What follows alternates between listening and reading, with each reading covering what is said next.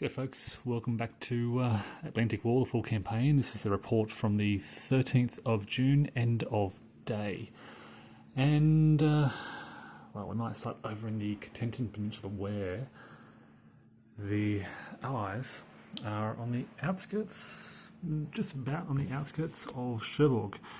This clear terrain is just hugely beneficial for offensive warfare. Got a couple of Germans pocketed in the area around here, out of supply. But it's a couple of things. It's the speed of movement. Basically, units move twice as fast through clear terrain as they do through bocage. I mean, armoured units move 4 times as fast through here. So these second armoured division units just kind of rush around here, sometimes using the roads through here, and I mean the Germans trying to pull back through here, just moving too slow. Plus their lines are being stretched. That's a key theme really of the battle thus far, is the stretching of the German lines, overstretching them to breaking point. So the Allies forced a breakthrough earlier. They forced another breakthrough during the day. Around here it was, and they rushed through here, and the Germans kind of rallied to pull back. The Germans have this forced the Germans to abandon Montebourg, and basically the 82nd Airborne just waltzed in. They could no longer support their front line around the town, so they had to pull back. It's pretty much Caen was cut off from supply, just about. Montebourg was... The lines are about to stretch to breaking point, so they've had to pull back. These guys, very strong. You can see the density of these Allied units around here and about to hit Cherbourg, or at least the outer perimeter of these German defences. But having said that, I think, even with, these are improved positions which only give 1 column shift. The entrenches back here double the defender's value. They're far more important, but there aren't many of those. It's really just 1, 2, 3. And again, this kind of the speed of this Allied advance has been taking the Germans by surprise. Look, and I will say, I want to point out too that the Allies are doing a lot of attacks, but about 80%, this is what's really interesting about this, roughly 80% of combat throughout the line favour the Germans. So in the clear, the combat tends to favour the Allies. Those sort of effectively 2 column shift to the right for the Allies in the clear often just gives them that advantageous result. But elsewhere, as I kind of highlight in a moment, combat has been really, really bad, wherever there's bocage, basically. So we had 9th Division trying to attack, gaining a little bit of ground. They've now taken over this position just east of Saint-Sever-le-Vicomte. We've got the 9th Division taking the line here, and they are also trying to drive sort of towards La Haye-du-Puits. But throughout this area, I would say 8 out of 10 combats result in American disorder or demoralization or retreat. It's only really 1 or 2, the occasional 1 or 2 combats that actually result in a German retreat. So, for example, the 101st Airborne suffered terribly. They had a terrible series of attacks out in this sector.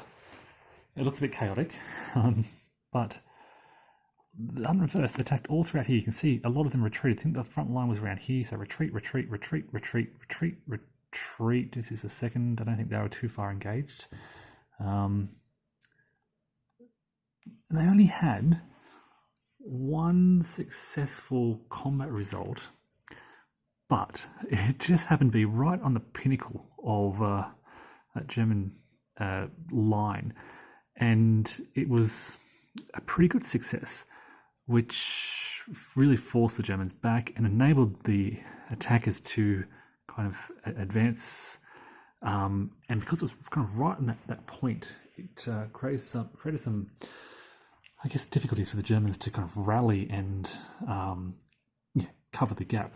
So despite the Germans winning 8 out of 10 combats, that one or two combats that the Allies win are often sort of just enough, given the very precarious nature of these German positions, to cause a lot of problems. I mean, if you imagine here, if the Allies were to win combat here, and I'm eyeing this off already for the next turn, if they win combat here and force the Germans back, let's say 2 hexes, 1, 2, there's then a gap here and a gap here, and yeah, the Germans will struggle. So the 101st were active, quite along here with the 29th, 2nd. There was again a lot of activity through here. This is where the 2nd Canadian Division is now, sorry, 3rd Canadian Infantry Division is now in, in the line and active. But again, along here, just mass demoralisation among the Allies. They are causing a few retreats among the Germans here and there. So they're slowly pushing the line back. 5th Division were pretty successful. They've just got a lot of armour in the area and they're using that quite well. But you'll also notice all these delay markers. So the Allies advance. For the first 4 or 5 days, I was hesitant to advance because I didn't want to face these delay markers. Now I've been trying to advance. There are sort of several objectives here. I'm looking at Cormont down here. I'll point out the other objectives in a moment. So I'm 1, 2, 3, 4 hexes away from Cormont. So I'm trying to advance. The problem is every time I do so, the Germans can then withdraw and place a delay marker. In the Allied turn, they have to either attack that delay marker or pull back. So you can see they've pulled back from here. I think this happened on the PM turn. They pulled back and nothing happened in the night turn. And the Germans withdrew on the night turn here, placing these delay markers all along here, which the Allies will have to attack in the day turn. And there's a lot of these delay markers, and they can be quite strong. They go up to, for example, 5-2-0, which very often defeats these Allied units. So I'm not hesitating to sort of throw a lot of strength at these delay markers. Now, around the sort of British, largely British and Canadian sector of the line here, things have been pretty quiet. We are driving towards Villers-Bocage here, just 1, 2, 3, 4 hexes away from there. We're also 1, 2, 3 hexes away from Eversey here, but the 51st Division is quiet for now. So this is pretty much the dividing line between the divisions, the Sells River here. You've got 50th and 51st. And as I said, very gradual shifting. What often happens is, the Allies will lose 8 out of 10 combats. They'll punch 2 little holes in 2 areas, and the Germans kind of have to retreat. Their lines are almost largely being held by these delay markers, and need to think about what to do about that. There's also, of course, more Allied reinforcements arriving. We've got the 11th Armoured and there's the 33rd Armoured Brigade. We've got, as I said, 3rd Canadian Division in the line, but then there's 49th Infantry Division just behind the line here. And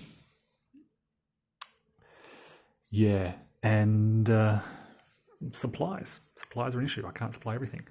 So it's a very interesting decision regarding what to supply. So as I said, I've played through the end of the 13th of June turn. I've already done my weather roll for the 14th. It is light overcast, which gives me half air power.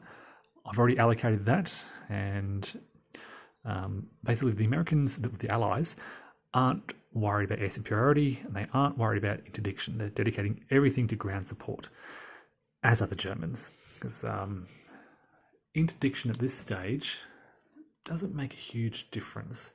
It slightly reduces those German supply lines, but they're already relatively close in supplies. doesn't really affect their strategic movement because there's not a lot happening, and there aren't too many German reinforcements coming on, so it doesn't really hurt them so much. But ground support has been critical. I've also rolled for supplies, and we get 9. So I've supplied the 4th and I think the 2nd Armoured, the 82nd, so they can continue to put pressure on here, and then the 90th, and I think it's the 9th here, so they can hopefully the 9th can push out here. I wasn't going to supply the 101st, but as I kind of noticed this clear terrain and this gap here, or the thinly held line, maybe I will, but it means taking supplies off someone else. So maybe I could take off the 82nd, or maybe I take off one of these divisions out here. What I've got is the 50th, 7th Armoured, 3rd Canadian, and I've decided to supply the 1st, but the 1st Division we're just going to sort of help out on the flanks of the 3rd Canadian. As the Canadians are pushing in here, it'd be nice to have the 1st Division helping out, but changing my mind, and I'm going to supply the 101st. They're a bit beaten. They've taken some step losses, but I reckon 2 focus attacks and they could punch a hole through to the coast. Maybe. I'm looking out here, and I reckon that's going to be the 101st Division plan. So they don't have supplies, this little clear counter on top of their divisional marker. And despite being disrupted, 6, yeah, I reckon with big, if I get these B-26s in here, big artillery, well, not a lot of artillery in this area, but maybe I can bring some 9th Division troops over. Keep in mind also, they're only 1, 2, 3, 4 hexes away from Depuitz. And the reason this is all important is the Allies currently, if I give you a big perspective, the Allies currently control 9 objectives. They need 14 to secure victory, so 5 more and they win. So we're looking at 1, 2, 3, 4, 5 potentially, or one of these. All right, folks, I'll play through this and report back soon.